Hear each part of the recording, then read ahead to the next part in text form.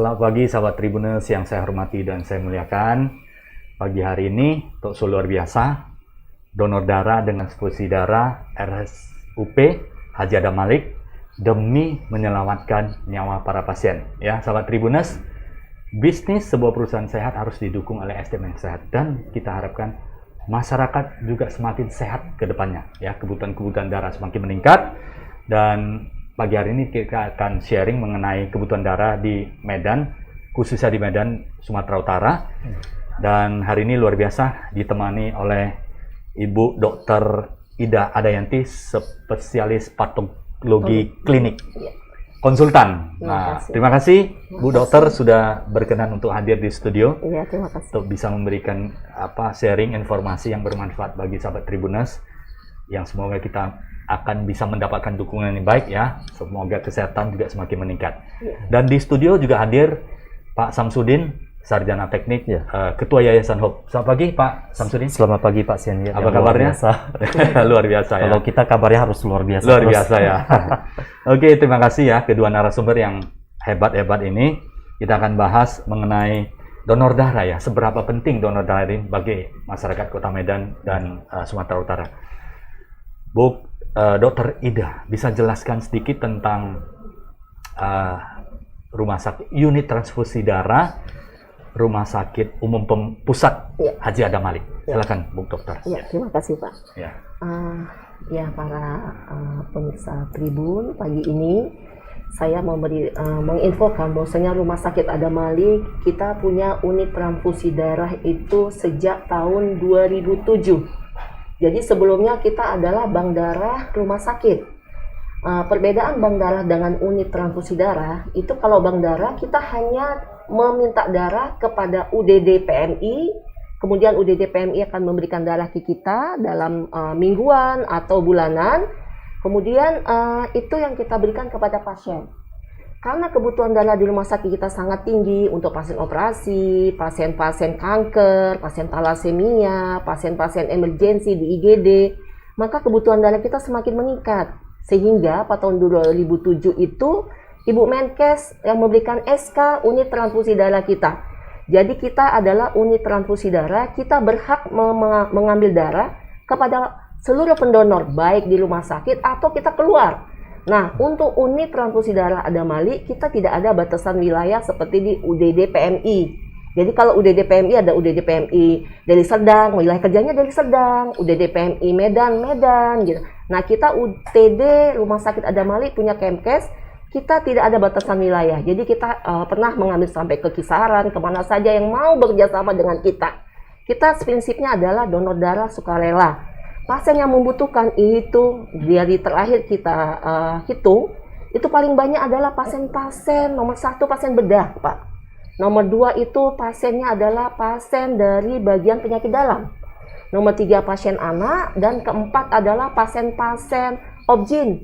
Selebihnya itu pasien-pasien lain, jadi pasien THT juga kadang perlu, pasien nanti pasien yang mau operasi mata, retinoblastoma juga perlu. Jadi itu ya, jadi 4 besar itu yang paling utama.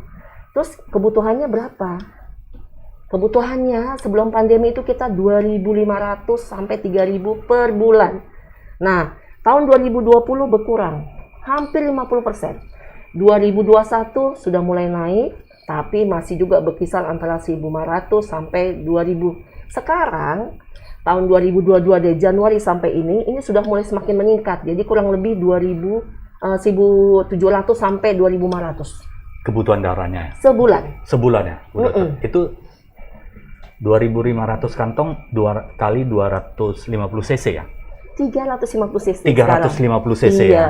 Oke, sahabat Tribuners ya ini iya. ya. Kebutuhan darah di rumah sakit Adam Malik aja ya, Rumah Sakit Umum Pemerintah Adam Malik aja dibutuhkan 2.000 sampai 2.500 kantong per bulan. Nah, untuk suplainya bagaimana, Bu? Iya. Ya. Jadi kalau sebelum pandemi 2019 itu 2019 kita kurang lebih 1 tahun tuh hampir 33.000 lebih kantong darah ya. Pasnya 3.900-an kalau nggak salah. Nah, itu kita bisa memenuhi sampai dengan hampir 64% dari donor darah yang keluar dari Adam Malik, maksudnya mobil unit kami dan juga donor yang memang datang di unit transfusi darah. Nah, saat ini 2020 dan 2021 itu berkurang jauh, dia hanya sekitar hampir 30-40% saja. Sehingga di awal tahun ini bagaimana lah usaha kita. Jadi kita bernegosiasi ulang dengan saya sering sekali menghubungi Pak Sam, terus terang Hope ini paling banyak bantu kami. Jadi setiap ada udah emergency recall, ada pasien jantung tiba-tiba, Pak tolong ini ada ini, tolong pendonornya sudah datang ke sini. Karena kendala kami, karena kami di luar arah ke Tungtungan ya. Jadi mereka rata-rata aduh jauh males gitu ya. Yang kedua lagi mikirnya, loh ini kan di Adam Malik, pasien COVID di Adam Malik. Itu sih yang kendala kami. Tapi Hope siap sedia. Dok, sudah saya suruh ini orangnya ada segini. Dok, sini saya merasa terbantu sekali untuk emergency kasus seperti itu. Luar biasa. Luar biasa. Luar Betul. biasa ya. Jadi sahabat Tribuners, kebutuhan darah yang semakin meningkat itu harus didukung oleh berbagai pihak ya, termasuk yayasan yang sangat mendukung untuk donor darah maupun transfusi darah. Salah satu yang ada di Kota Medan adalah Yayasan Hope yang ketuanya langsung Pak Samsudin ya. Nanti Bu Ida, Dr. Ida juga ada cerita banyak tentang dukungan dari Yayasan Hope terhadap Rumah Sakit Umum Pusat Haji Adam Malik. Ini bagaimana Pak Sam? Ini bagaimana awal mula bisa kerjasama dan bagian dari kemanusiaan ini supaya memenuhi kebutuhan darahnya. Ya, bisa cerita sedikit. Terima kasih Pak Senyet dan sahabat Tribuners semuanya. Terima kasih Dr. Ida yang luar biasa. Jadi kalau Yayasan Hope sendiri kan memang fokusnya di bidang kesehatan ya, non-profit di bidang kesehatan. Jadi kami ada beberapa program kerja yang semuanya berkaitan dengan kesehatan. Salah satunya adalah di bidang darah. Jadi darah ini kami sendiri kan memang menghandle pasien, mengedukasi, memberikan konsultasi gratis. Jadi selama penanganan pasien ini, bisa saja pasien kami dia membutuhkan darah tersebut juga. Jadi mau nggak mau memang kita ada kaitan langsung dengan bidang darah ini. Nah setelah kami jalani lebih jauh, kalau Yayasan Hope sendiri kan di tahun 2012 kita terbentuk. Jadi dari sekitar tahun 2013, itu kita udah mulai fokus buat donor darah.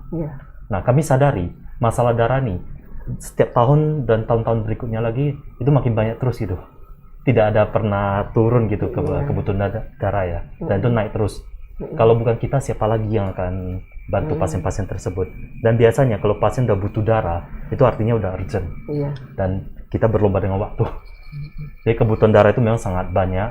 Ya, ini yang tadi di Adam Malik, belum lagi yang di rumah sakit yang lain, donor darah lain. Nah, itu benar-benar luar biasa banyak. Jadi pada prinsipnya sebenarnya kami hanya melakukan apa yang bisa kami lakukan sebagai Yayasan Hope dan personal ya.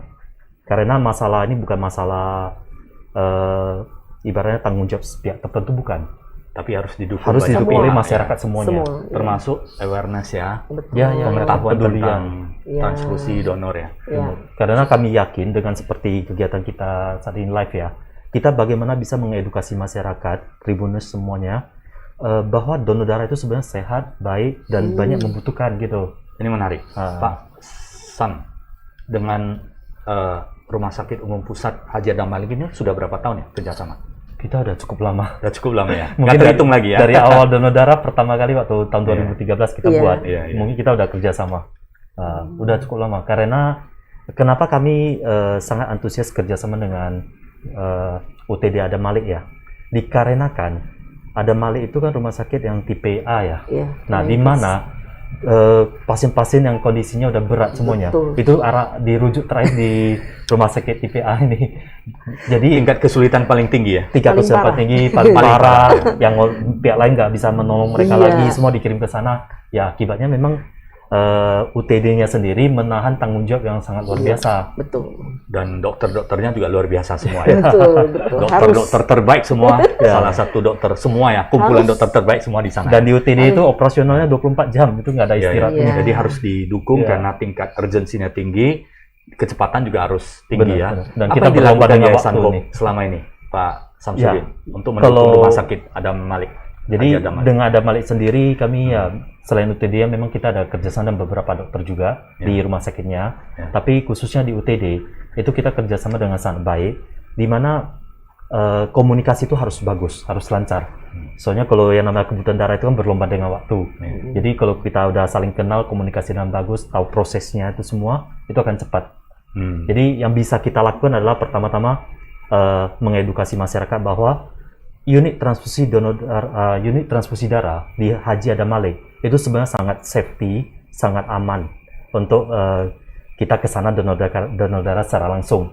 Dan kalau misalnya kita buat acara donor darah di satu daerah gitu, di luar, di satu tempat, sangat safety juga mengajak UTD Haji Adam Malik di sana untuk pengambilan darahnya. Jadi semuanya itu sangat aman. Jadi tingkat keamanan, persyaratan untuk keamanan itu sangat menjadi prioritas ya? Bener, apalagi di masa pandemi ini kan prokes harus terjaga. Bagaimana masyarakat merasa nyaman donor darah di tempat yang kita lakukan gitu, fasilitasi. Luar biasa, itu penting. Pak Samsudin. Nah ini saya ke Bu Dokter Ida dulu. Tadi Bu Dokter ada cerita bahwa Adam Malik ini kan tanda kutip pasien rujukan COVID-19 ya. Tapi sebenarnya untuk unit transfusi darah ini seperti apa tingkat keamanannya dan prosedurnya? Baik. Jadi untuk kita di semenjak Kemkes mengeluarkan peraturan kita itu situasi pandemi, itu seluruh pegawai, staf di Rumah Sakit Adam Malik, bukan di UTD saja, seluruhnya kita dilakukan screening, swab berutin secara teratur setiap 3 bulan. Nah, waktu awal-awal pandemi setiap bulan lagi kita. Nah sekarang karena udah berkurang, kita tiap 3 bulan sekali.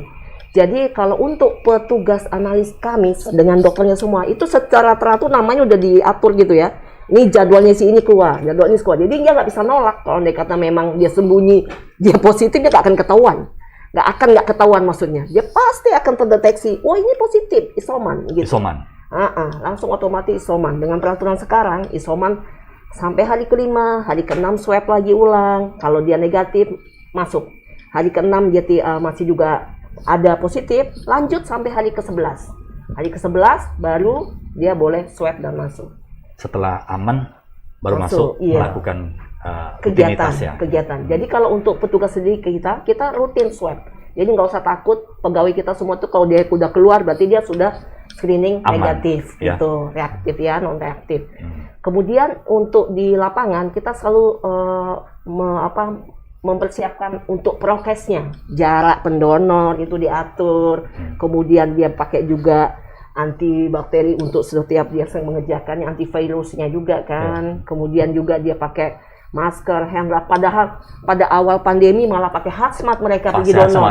Iya, pakai hazmat mereka donor. Sekarang kan sudah enggak lagi ya. Jadi mereka selalu ini ya dari segi safety-nya itu ya.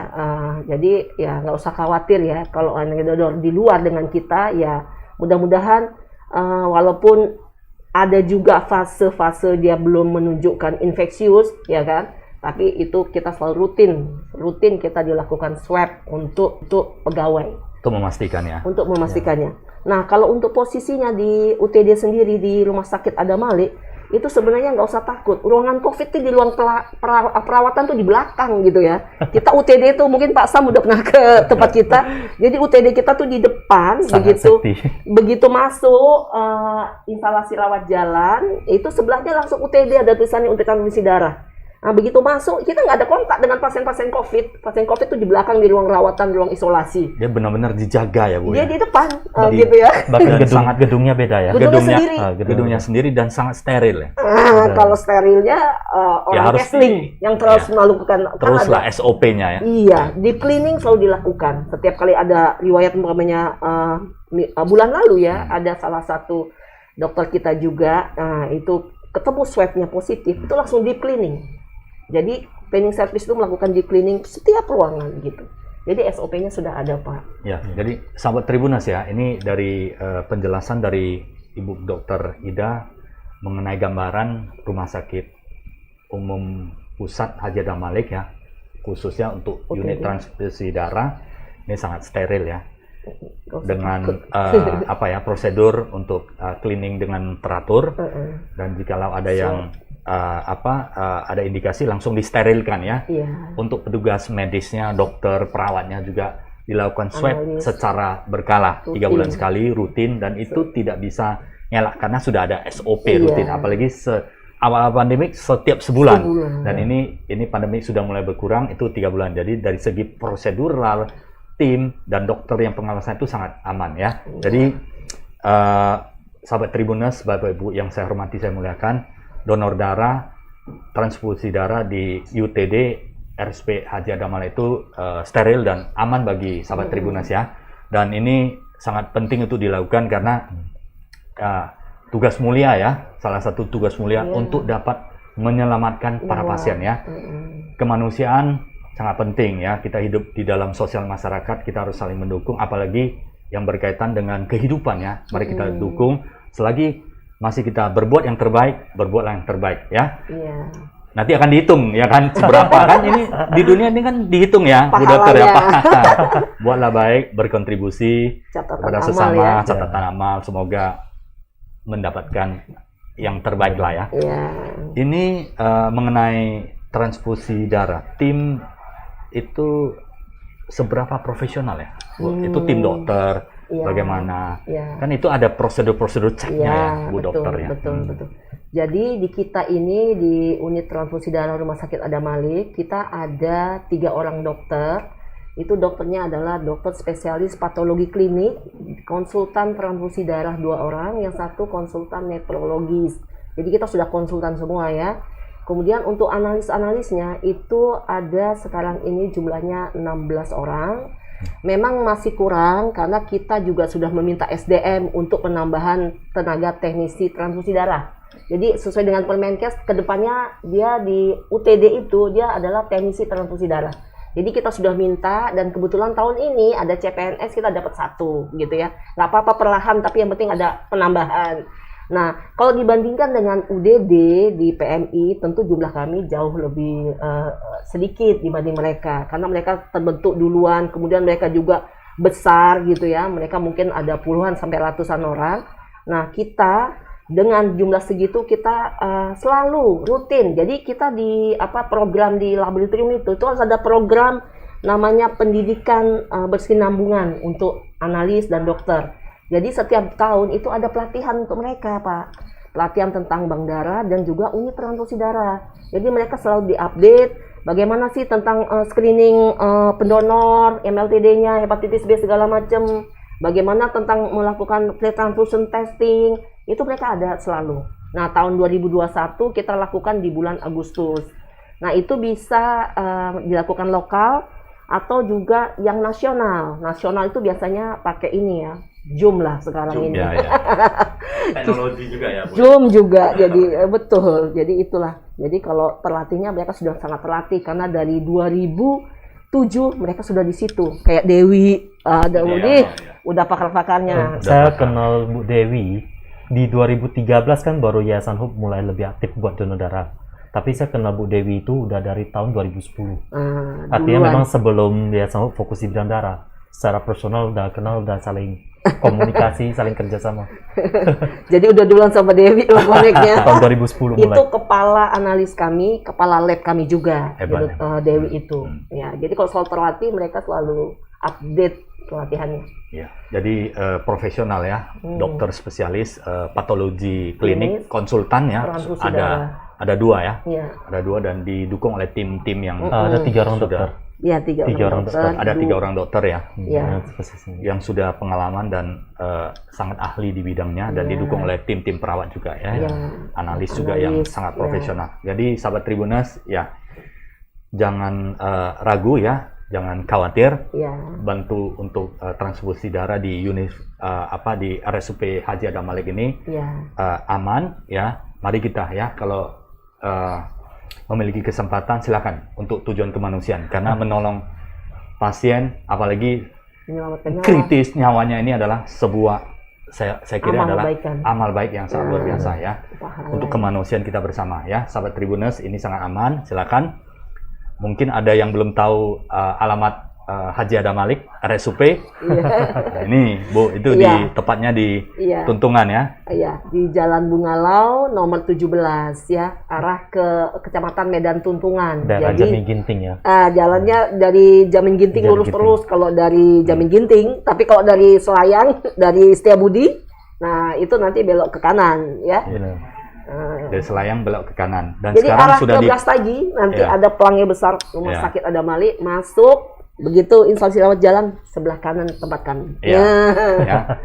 Yang belum mengetahui bisa di Google Map juga. Iya. Sekarang teknologi sangat canggih. Ya, di Google Map, mari kita dukung terus ya, karena menolong sesama itu adalah sebuah Iya. amal ibadah dan kebahagiaan kita bersama. Benar. Ya, bisa menolong orang dan apalagi melihat pasien itu yang kritis itu dapat diselamatkan. Kebahagiaan kita bisa melihat, apalagi yang pasien-pasien ini adalah Iya. tulang punggung keluarga ya. Kita merasa sesuatu yang kita harus tolong mereka. Psikologis Ya, kita juga rasanya, aduh puas ya, puas sudah ya membantu. dapat membantu mereka yang demi keselamatan mereka. Nah, ini mengenai donor darah. Kalau donor darah idealnya berapa lama sekali dan efeknya apa? Ini dokter Baik. Jadi kalau donor darah itu apa sih sebenarnya donor Iya. darah? Kalau orang tanya, donor darah itu apa sih gitu ya? Donor darah itu sebenarnya memberikan darah kita, darah lengkap atau komponen darah kepada pasien atau orang yang membutuhkan. Jadi kita kasih dengan sukarela, tanda kutip sukarela. Jadi nggak ada belakangnya, ini bayar ya gitu, nggak ada. Jadi donor darah itu sukarela. Kenapa saya bilang mendonorkan darah atau komponen? Karena kadang kita donor bukan cuma whole blood darah lengkap, kadang tiba-tiba ada trombositnya yang turun. Kita donor cuma trombosit, itu namanya komponen darah. Jadi kalau yang lengkap itu kita donor yang warnanya merah, kalau trombosit kan warnanya kuning. bisa secara teknologi Bisa, kita punya alatnya. Jadi itulah donor darah. Terus apa syaratnya donor darah itu ya? Jadi syaratnya itu adalah dia warga negara Indonesia atau warga negara asing boleh ya. Kemudian umurnya minimal. Jadi secara hukum di Indonesia itu umurnya adalah 18 tahun. Kalau 17 tahun anak SMA umpamanya, saya mau donor nih. Gimana ini? Boleh nggak? Ya saya umurnya 17. Padahal syaratnya 18. Ya boleh saja. Tapi kita lakukan validasi atau konfirmasi dulu kepada orang tua. Bu, bapak, anaknya mau donor. Boleh nggak ini umurnya 17? Boleh. Ya, kita buat situ catatan. Secara telepon jam segini ibunya meng-ACC donor anaknya umur 17 tahun. Karena secara hukum Indonesia 18 tahun itulah. 18 tahun Ya, jadi kalau dia umur 17 boleh, tapi ada persyaratan itu. Nah, terus umur berapa paling terakhir boleh donor? Kalau donor pertama kali ya, itu tidak boleh lebih dari 60 tahun. Jadi kalau tiba-tiba datang lah udah 59 tahun. Saya mau donor, secara peraturan boleh. Nah, kita tes.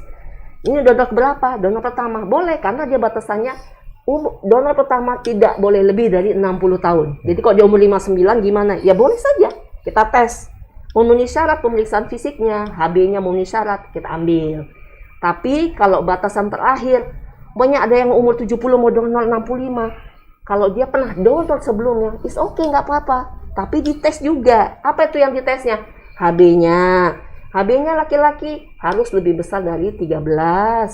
HB-nya perempuan harus lebih besar dari 12.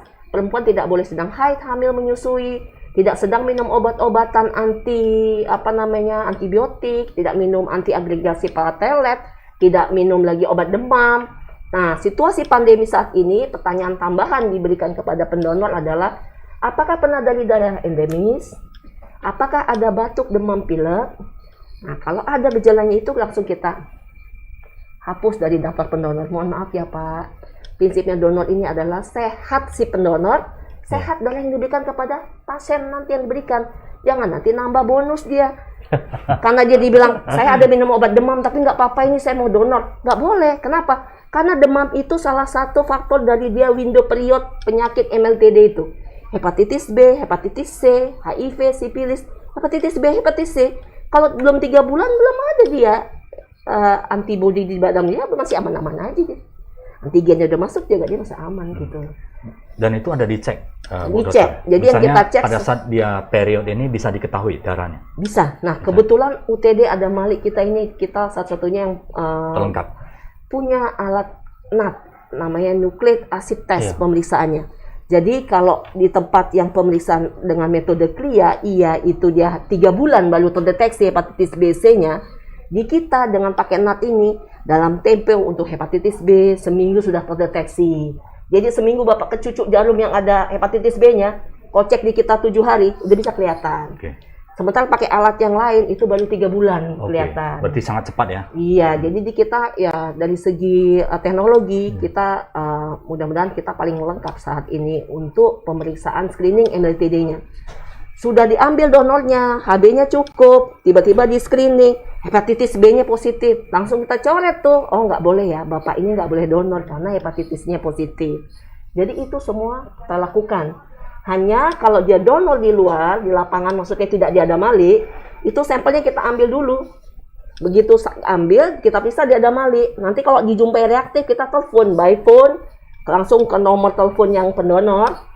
Pak, Ibu, tolong ya datang ke Adamali, karena hasilnya salah satu dari 4 parameter itu ada yang meragukan kami. Biar kami cek ulang, kami ambil sampelnya langsung. Nah, nanti mereka datang, sebagian ada yang datang, sebagian nggak pedulilah, biar aja nggak jadi donor. Sebenarnya untuk bantu dia juga ya. Padahal itu bantu dia, kenapa? Karena begitu ketahuan, dia akan lebih cepat mengobati dirinya.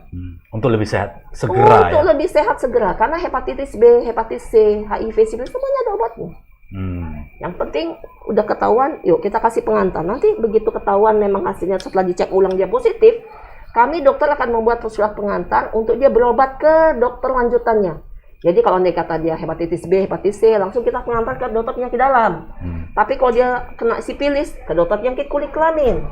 Nanti kalau dia kena HIV, langsung dia ke posyansus, ke bagian poliklinik pelayanan khusus. Iya. Jadi nggak usah takut. Itu screening di UTD itu tujuannya adalah sensitivity. Jadi terbaik sebenarnya karena dia nilainya kecil pun sudah terdeteksi. Dan itu rahasia pasien bagaimana?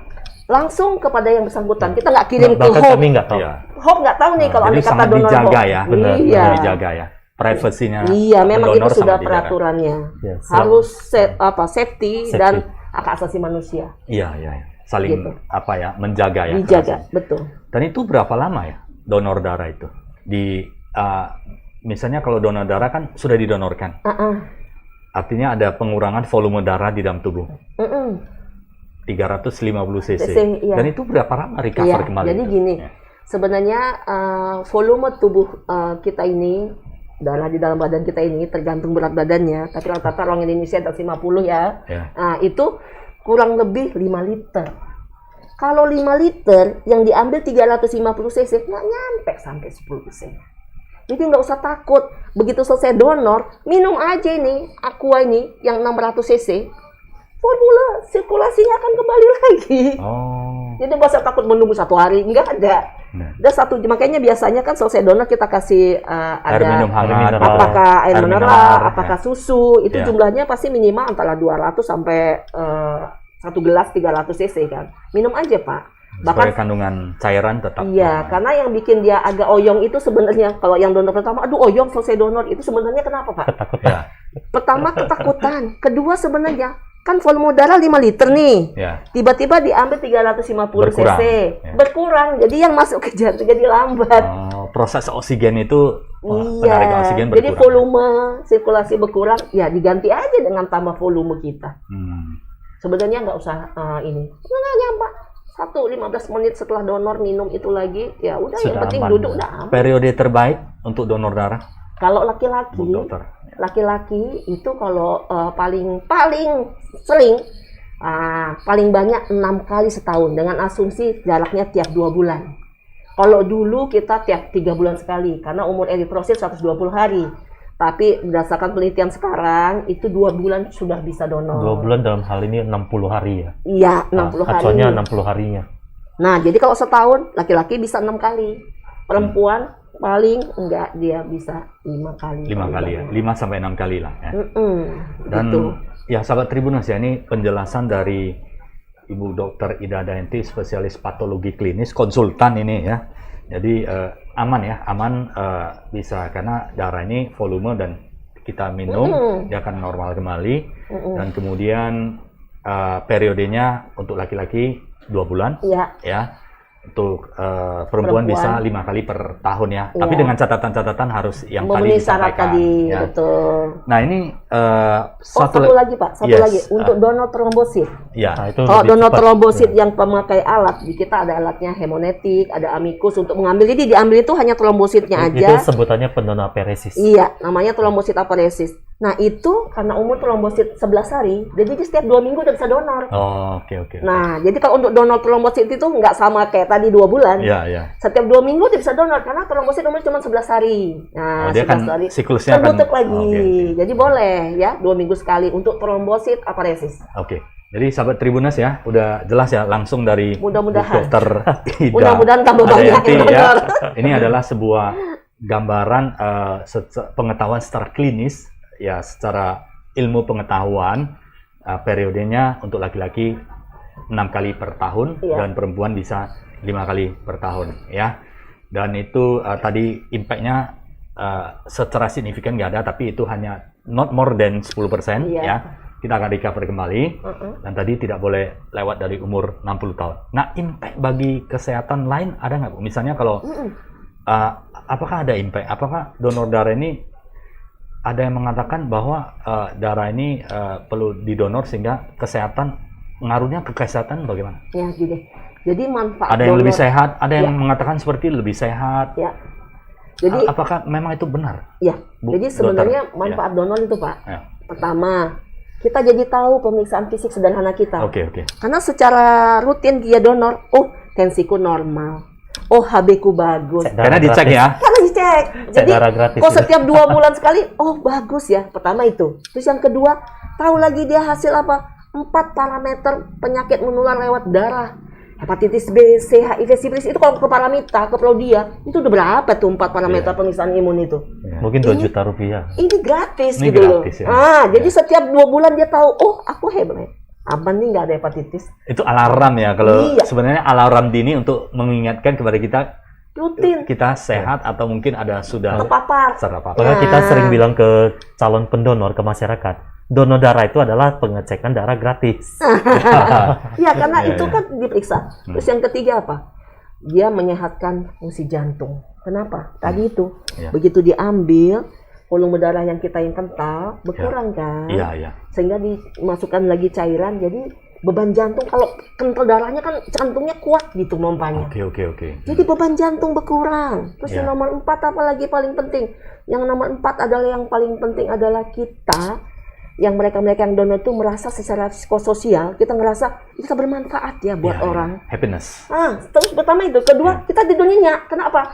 Kolesterol ikut terbuang 300 cc.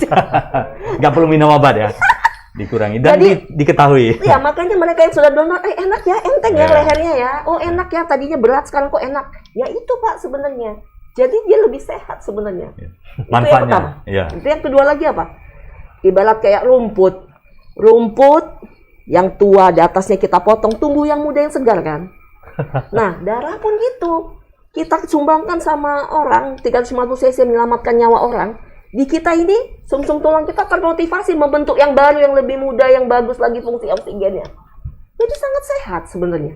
Nah, itu yang tidak diketahui masyarakat umum. Masyarakat ketakutannya, ih diambil gitu nanti aku pingsan. Padahal tubuh bisa produksi, tulang belakang kita bisa Betul. reproduksi kembali ya. Betul, begitu berkurang dia akan termotivasi terbentuk yang baru, yang lebih baik, lebih muda, lebih segar, oksigennya lebih bagus.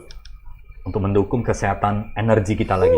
sirkulasi Jadi ada 3 bagus. tadi ya, Bu Dokter Iya. Ida sudah jelaskan ya, sahabat Tribuners ya. Banyak. Ini adalah pengetahuan mungkin yang selama ini kita masih Takut. belum mengetahui, takut. Manfaat itu banyak ya. Banyak. Pengecekan secara gratis Mm-mm. 2 bulan atau 3 bulan sekali. Mm-mm. Dan kemudian kita bisa antisipasi. Tahu Dan penyakit kemudian menular. kita bisa Hmm. bermanfaat bagi orang lain. Dan kemudian kita bisa Jantung. energi lebih bagus. Jantung, kesehatan Sehat. jantung lebih bagus ya. Manfaatnya sangat banyak sekali. Mm-mm. Baik untuk kemanusiaan maupun untuk diri Sendiri. sendiri ya, sahabat Tribuners. Jadi dengan mengetahui ini supaya bisa memberikan sebuah gambaran yang komprehensif karena Iya. dari ahlinya Dokter Ida, semoga dia bisa mendukung kita, mendorong kita untuk melakukan hal lagi yang baik-baik ini sebanyak mungkin ke depannya Iya, ya, Bu iya. Dokter. Iya. Nah ini kalau Yayasan Hope kan sudah bekerja sama dengan Rumah Sakit Umum Pusat Haji Adam Malik. Sulit nggak bekerja sama dengan Oke. Rumah Sakit Adam Malik? Jadi kalau dari Yayasan Hope sendiri, Ya. selama ini cukup puas. Cukup puas ya? Ya, artinya kita rutin buat acara donor darah ya, seminggu bisa sampai lebih dari 10 tempat, 10 acara. Itu kan pasti ada sesuatu yang menjadi nilai lebihnya. Kenapa banyak calon pendonor datang ke acara donor darah Yayasan Hope? Ya, berarti ada kualitas yang kami jaga. Nah, salah satu yang terbaik itu Haji Adam Malik UTD-nya. Ya, di mana kami cukup puas. Hari ini kalau kami berani pakai UTD Adam Malik, itu berarti kami yakin dengan prokes yang ada, dengan kualitas yang ada, standar yang ada. Karena ya apa yang terjadi adalah Yayasan Hope kan mengajak masyarakat untuk donor darah. Di sini kita harus menjamin bahwa semua yang kita sediakan itu adalah yang terbaik. Luar biasa. Itu sudah pasti. Nah, dan memang ada beberapa hal yang kita harus kadang-kadang klarifikasi juga atau edukasi ke teman-teman masyarakat semuanya ya. Banyak orang nggak berani donor darah kadang-kadang karena takut jarum. Takut lihat darah. Takut disuntik. Ya, kalau prokes itu kita bisa jelasin dengan sangat jelas bahwa itu semua aman. Kalau masalah takut jarum atau darah gitu, itu sebenarnya memang ya kita pahami. Setiap orang mungkin ada ketakutan seperti itu ya. Tetapi apakah ketakutan itu menyebabkan kita jadi tidak peduli lagi dengan mungkin nyawa orang lain atau apa? Betul. Saya ambil contoh, saya takut jarum, tapi saya udah sekitar 37 kali donor darah. Ya, saya takut jarum, tapi ya 37 kali donor darah sekitar gitu. Nah, di mana kadang-kadang kalau waktu pada saat kita diambil darahnya, dicucuk ya jarumnya, ya kita jangan berpikir terlalu banyak gitu. Kita alami aja, anggap seperti biasa aja. Saya yakin kalau masyarakat udah paham, sahabat Tribunus semua udah paham siapa yang butuh darah tersebut, maka ketakutan itu bukan jadi sebuah kendala lagi. Betul. Karena kalau kita lihat langsung siapa yang butuh, pasien-pasiennya seperti apa, ini kita berlomba dengan waktu, nyawa mereka yang kita tolong. Apakah hanya karena takut jarum gitu aja kita sampai tidak menyelamatkan orang lain? Itu sangat disayangkan sih. Iya. Dan ini harus rasa kemanusiaan kita sudah harus, karena menolong orang juga salah satu tujuan kita. Iya, jadi kita benar-benar harus hilangkan ketakutan kita itu, karena sebenarnya apa yang ditakutkan itu tidak sengeri itu sih. Dan manfaatnya juga sangat banyak. Tadi sudah dijelaskan Bu, Dokter Ida ya. Bahkan ada hal mengenai darah yang diambil itu kalau misalnya pasiennya COVID-nya belum muncul, misalnya dia udah kena ya, tapi belum muncul gitu ya, rupanya berhasil melewati proses pengecekan untuk ambil darah. Nah, darah itu sebenarnya seberapa bahaya kalau dari pasien yang memang sebenarnya udah terjangkit COVID gitu? Jawabannya sebenarnya kalau saya tahu, nanti mungkin Dr. Ida bisa jelasin juga. Tidak ada kaitan COVID dengan darah. Jadi masyarakat nggak perlu khawatir masalah itu. Mungkin Dr. Ida bisa, Bu Dr. Ida bisa jelaskan sedikit. Jadi gini, pada awal-awal pandemi semua ketakutan seperti itu. Ini nanti saya diambil darahnya donor, tiba-tiba saya sebenarnya positif. Terus gimana nanti ke pasien? Takut. Pasiennya menularkan positif. Ternyata sampai sekarang belum ada penelitian satupun yang menerangkan bahwasanya atau menjumpai bahwasanya darah COVID itu masuk melalui transfusi darah. Kenapa? Karena darah yang kita olah segala macam kan terus kan simpan di kulkas sebelum dikasih ke pasiennya. Jadi pada proses itu juga andai kata dia lewat pun, dia udah mati di situ. Pertama itu. Yang kedua, memang tidak ada satupun penelitian menyatakan bahwasanya darah COVID itu menular lewat transfusi. Beda seperti hepatitis B, C, sifilis, HIV, memang lewat darah gitu. Nah, karena dia reseptornya beda. Dan sudah ada di filter di mesin ya? Iya, betul. Jadi sebenarnya sangat aman sih. Sangat aman, ya. Nggak usah takut. Gitu. Ini yang mau kita sampaikan ke sahabat Tribunus juga, di mana donor darah itu benar-benar sangat aman. Simpel aja, kalau memang tidak aman, nggak mungkin saya atau Yayasan Hope berani buat. Dan kita cari darah itu benar-benar susah. Dan memang butuh perjuangan sangat keras ya. Apalagi kebutuhan darah itu kan sangat banyak. Kalau bukan kita, siapa lagi itu seperti yang saya sampaikan. Jadi jangan sampai kita suatu saat butuh baru kita sibuk. Ya, sebelum kita butuh, kita masih sehat, kita berikanlah yang terbaik untuk masyarakat, untuk pasien-pasien ini. Dan satu lagi Pak Sam, sering sekali, saya juga kan sering turun ke pelayanan melihat pasien-pasien yang minta darah. Nanti yang minta darah itu diantar sama keluarganya. Jadi saya bilang, Bapak atau Ibu, ini anaknya butuh darah kan? Ayo donor untuk anaknya. Mereka biasanya. Mereka langsung komennya gini, aduh saya nggak berani. Takut pertama gitu. Padahal keluarganya. Padahal anaknya. Jadi saya bilang kalau ibu takut, kenapa pendonor lain mau donor untuk anak ibu pertama itu? Itu kenyataan. Itu kenyataan. Terus yang kedua lagi, loh kami kan BPJS. Loh, saya bilang saya suruh Dewi ambil kantong darah itu. Nah, diambil Dewi lah kantong darah. Pak Ibu yang dikasih BPJS itu ini kantong darahnya kosong. Siapa yang ngasih darahnya kalau nggak bukan Bapak Ibu sendiri? Iya. Cuman kantongnya loh. Iya. Yang digratiskan tuh kantong sama pemeriksaannya nanti yang hepatitis segala macam itu. Tapi darahnya dari mana? Kan nggak bisa beli ke apotek, saya bilang. Baru dia mikir gitu. Nah, jadi sebenarnya mereka sendiri ketakutan. Kesadaran lah ya. Kesadaran Padahal- jadinya. Padahal anaknya Iya. loh yang butuh. Iya, iya. Padahal Jadi kalau ini- keluarga pasien, itu mereka darahnya lebih antusias cocok. untuk bantu. Dia darahnya kemungkinan besar sangat cocok karena kan jenis darah yang sama. Garis Dan- keturunan yang sama. Benar. Dan jauh lebih banyak bisa terbantu pasiennya kalau memang keluarganya bersedia daripada kita cari kemana-mana gitu. Pertama itu, terus kedua juga kan kalau keluarga sendiri, keluarganya lebih tahu ini bapakku nggak pernah sakit kuning ya, pasti Iya, aman, nggak ada iya, hepatitisnya. Iya. Secara Historisnya. historisnya lebih tahu. Oh ini keluargaku ini preman simpang sana yang suka cucuk-cucuk jarum pakai tato. Itu bahaya. Nggak usah lah, kan gitu. Ya, mereka udah tahu. Lu dia tahu, jadi sebenarnya lebih aman kok dari keluarga sendiri dari Benar, segi itunya. benar, Tapi iya. mereka nggak ngerti kadang. Iya, Jadi informasinya itu selalu saya sampaikan, Pak Ibu. Kalau Bapak Ibu sendiri nggak mau donor untuk anaknya, kenapa orang lain mau donor? Iya. Ayolah donor kita. Lebih aman, Bapak Ibu udah jelas gitu ya kan. Dan ini Terus BPJS bilangnya. iya. Ya, ini memang kalau Yayasan Hope tugasnya selain buat acara donor darah didukung oleh UTD, ya kita memang mengedukasi terus. Ya, nama edukasi ini berarti kan tidak ada batas waktunya ya, kita edukasi terus jangan menerus capek, gitu. iya. Iya. Tapi biasanya memang yang namanya masyarakat ini kalau belum kena mereka nggak sadar.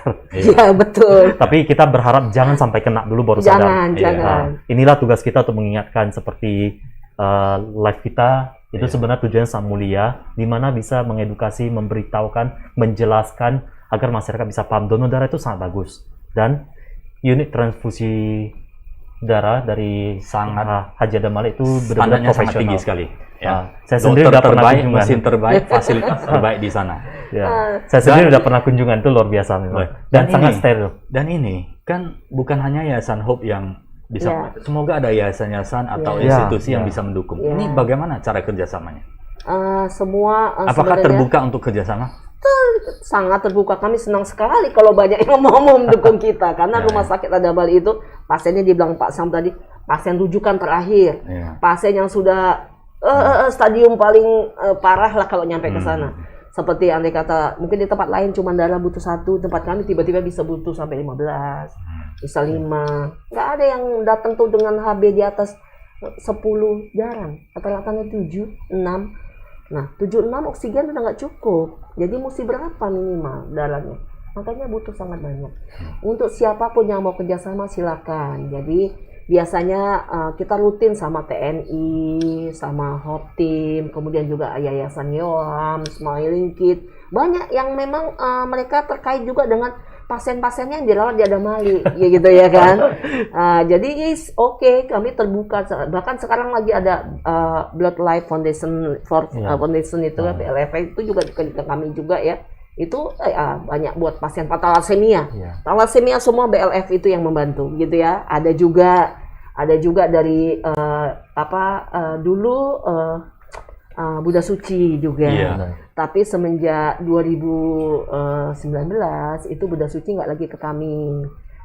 Kemungkinan ya saya juga nggak tahu. Jadi mau apakah karena penggantian pengurus saya nggak tahu juga. Iya. It's okay, nggak masalah, kita cari di yang lain-lain. Kalau memang yang mau membantu silakan. Iya. Ya, sekolah-sekolah gampang boleh. saja sih hubungi UTD Adam Malik. Hubungi Bu Dewi dan biasa jawabannya oke. Nah, kalau bagi saya pribadi ataupun Yayasan Hope, semakin banyak yang buat acara donor darah itu semakin bagus. Iya. Karena Hope nggak mungkin bisa menghandle semua acara donor darah. Iya. Dan saya yakin setiap komunitas, setiap organisasi, perusahaan, university, semua Iya. mereka memiliki orang-orangnya gitu, masyarakatnya gitu, warganya gitu.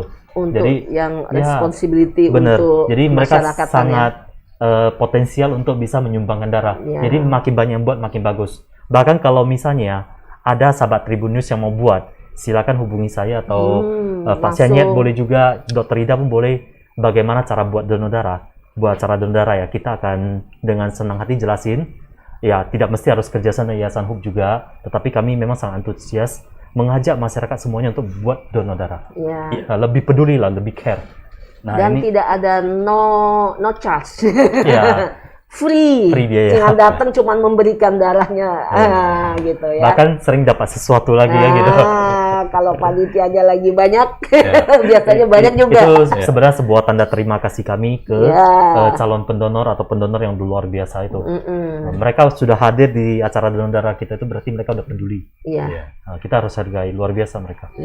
Nah ini Bu Dokter Ida, seandainya ada pasien di rumah sakit umum pusat Haji Adam Malik, kan kemungkinan ada yang menganggap agak jauh. Apakah ada perwakilannya selain rumah sakit umum Haji Adam Malik UTD-nya untuk donor darah, ada harus hadir di sana atau bagaimana? Oh iya. Expert case gitu. Iya, sebenarnya kami sangat berharap untuk tahun ini atau tahun depan itu kami juga sedang minta mobil unit donor darah yang representatif, artinya yang memang nyaman, yang memang bisa untuk menjemput bola. Umpamanya ada yang mau donor di luar, kita jemput bola. Nah, saat ini kami hanya punya mobilnya itulah mobil transport, bukan mobil donor darah. Karena mobil donor darah kami bantuan Kemkes itu 2014 udah nggak bisa lagi untuk mobile untuk donor.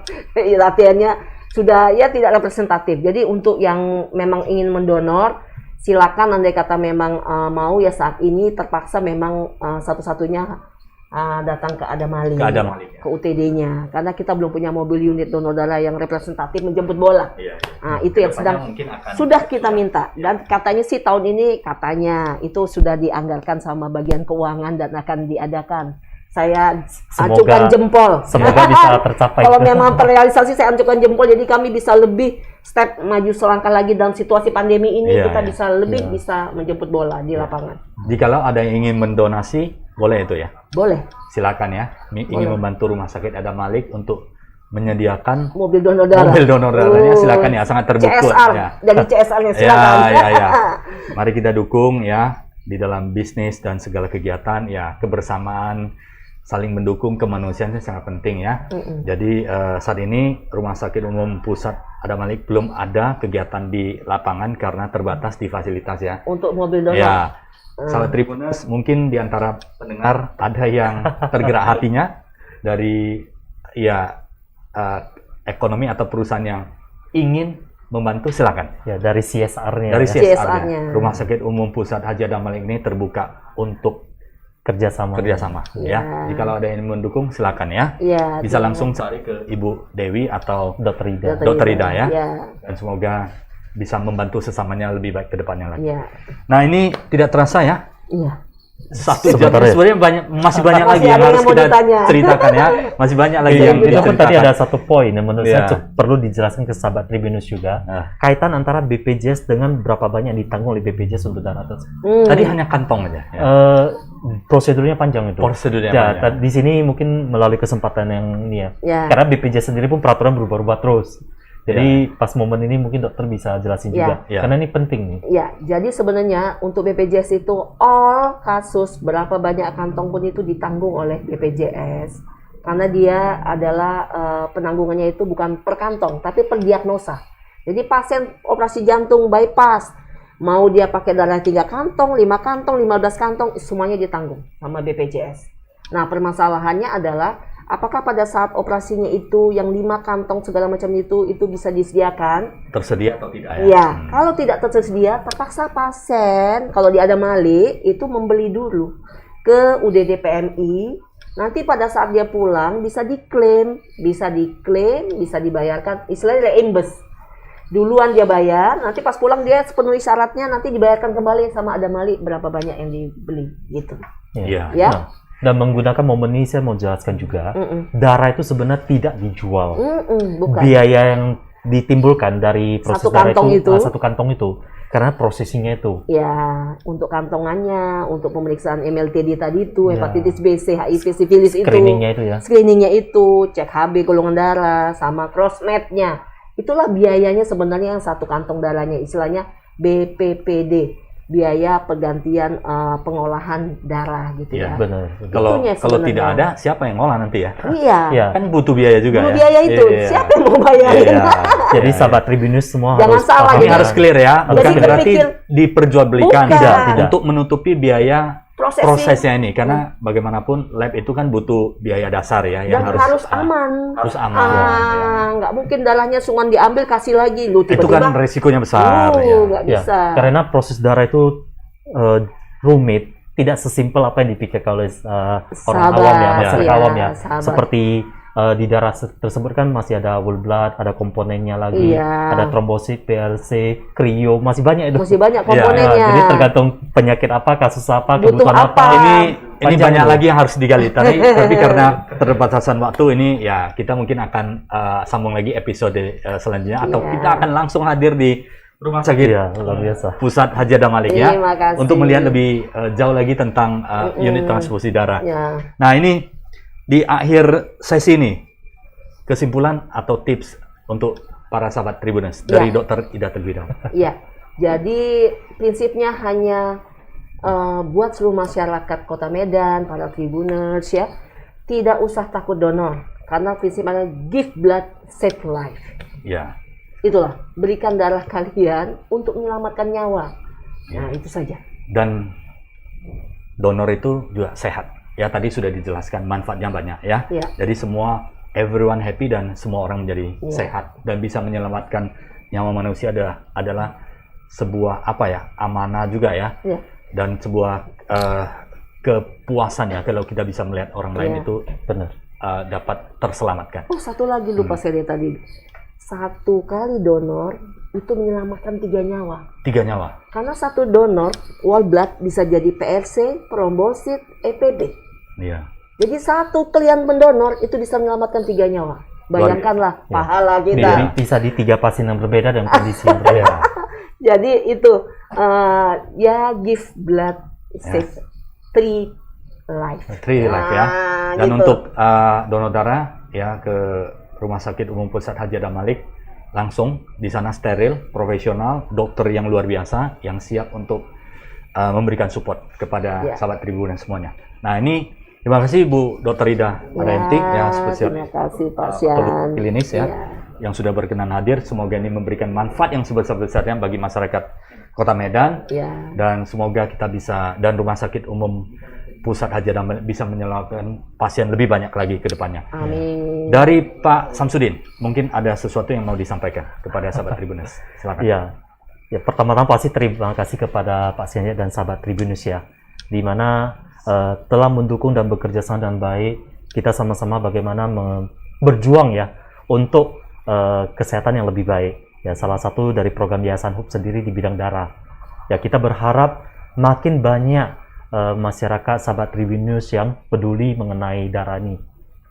Jangan khawatir, jangan takut, cobalah sesekali ke daerah donor darah. Itu sebenarnya sangat simpel dan ya kita akan do the best ya.